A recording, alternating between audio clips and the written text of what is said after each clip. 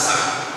Kalau bagian lain mengatakan tidak sehelai rambutmu pun jatuh ke tanah tanpa diketahui oleh Tuhan. Nah, saudara, banyak orang salah tafsir. Yesus bilang burung yang tidak menanam, tidak menuai, tidak mengumpulkan, itu saja dikasih makan, ya udah nggak usah kerja. Apakah begitu tafsirannya? Apakah begitu tafsirannya? Bukan.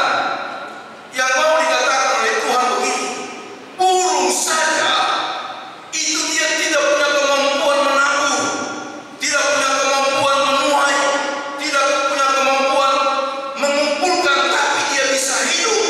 Yang mau dikatakan di situ bukan aspek pasifnya. Burung bekerja juga. Dia akan terbang kemana-mana untuk mendapatkan makanan dan dia dapat. Kita pun kalau hidup bekerja lalu kemudian mencari mendapatkan. Apalagi kita punya kemampuan berpikir, merancang, lalu kemampuan menabur kalau petani, menuai, kemampuan mengumpulkan sesuatu dalam lumbung. Tuhan akan memberkati orang yang bekerja, yang mau menabur juga nanti akan menuai serta mengumpulkan. Tuhan akan memberkati. Yang studi Tuhan berkati, yang berencana Tuhan berkati, yang punya sesuatu untuk diusahakan Tuhan berkati. Bukan cuma dirancang, tapi dikerjakan. Tuhan pasti berkati. Jadi maju terus ya bagi yang bekerja ya.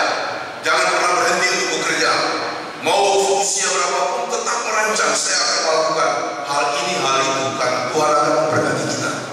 Itu yang dikatakan pada ayat yang 26. Jadi bukan aspek pasifnya dari burung. Ya karena dia tidak menabur, tidak menuai, tidak mengumpulkan, ya udah kita diam-diam saja. Saya kira keliru itu. Bukan itu yang mau dikatakan oleh Tuhan. Kamu punya kemampuan menabur, menuai, dan mengumpulkan. Bila mana kamu tunjukkan kemampuanmu itu, aku akan membuat kamu berkembang dan berhasil. Ayat yang ke-27, mari kita baca bersama-sama. 1, 2, 3. Siapa di antara kamu yang karena kekuatannya dapat menambahkan saja pada jalan hidupnya? Jadi saudara, orang-orang dulu mengatakan begini, penafsir Tuhan mengatakan begini, kekuatan memakan kesehatan, kekhawatiran memakan kesehatan.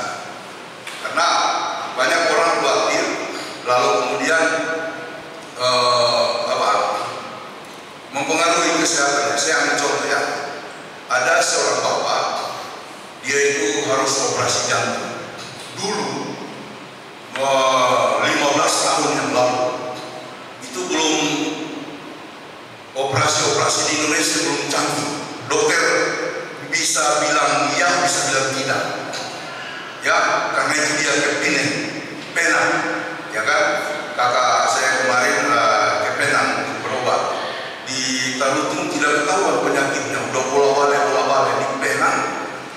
Periksa hari ini, besok diberitahu penyakitnya. Wah, puas begitu ya.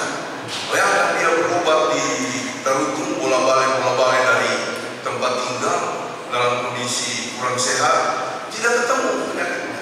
Nanti di penan, ya kan? Jadi di sana agak lebih teliti ya.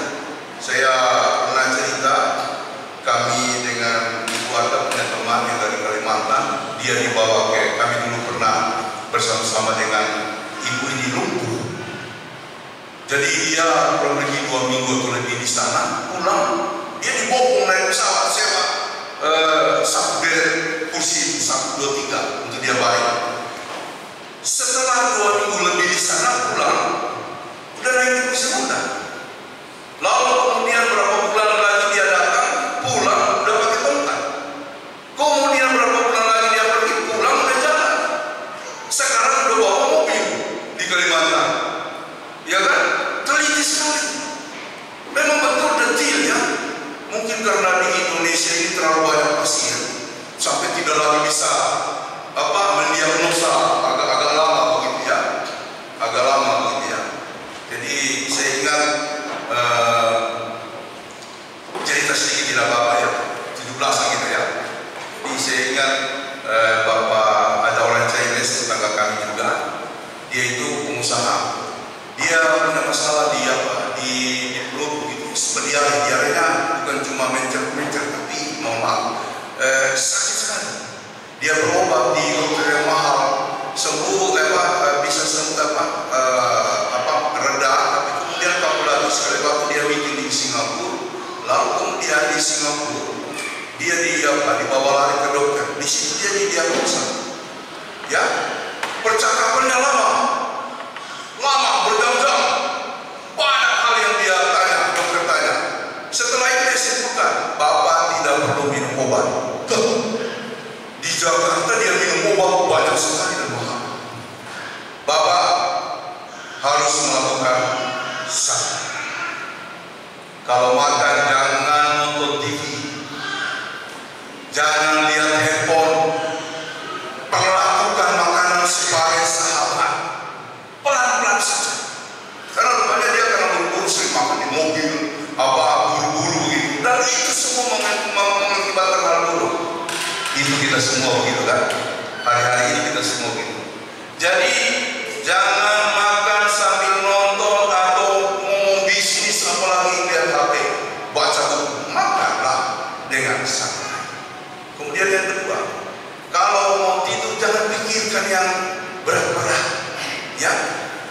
Coba dengarkan musik Beethoven, gitu ya. Pokoknya musik-musik klasik gitu yang bikin tidur, gitu ya.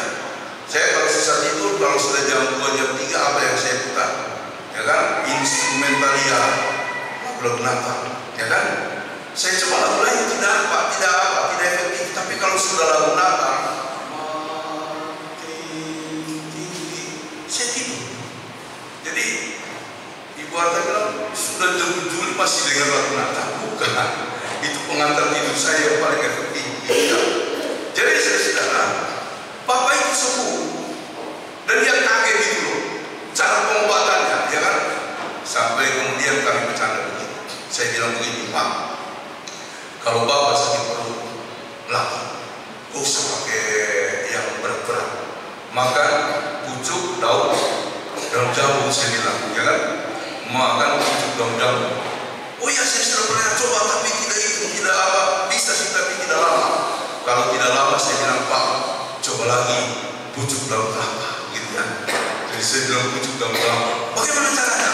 Ambil daun kelapa muda, diucap-ucap, mohon maaf ya, diucap-ucap, terus disembelih. Sudah sampai hari ini kalau ketemu, Pak, itu daun kelapa muda ternyata bisa jadi obat ya. Saudara-saudara, kadang-kala kita khawatir, dan Bapak yang saya cerita, akhirnya dia operasi begini, dia semangat sekali, dia berharap untuk sembuh, dan puji Tuhan sampai hari ini sembuh, bahkan masih bisa main pingpong. Ya, orang bilang kalau sudah bypass sudah bisa main pingpong lagi, dia yakin sekali, dia sehat, dia sembuh, dia masih main pingpong. Kasus kedua ialah seorang bapak yang di bypass, tapi dia khawatirnya luar biasa. Sebenarnya operasinya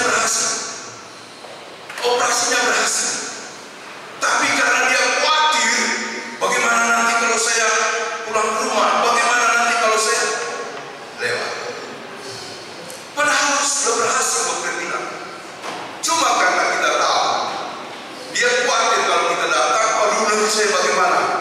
Saudara-saudara, kekhawatiran itu memakan tubuh, memakan kesehatan.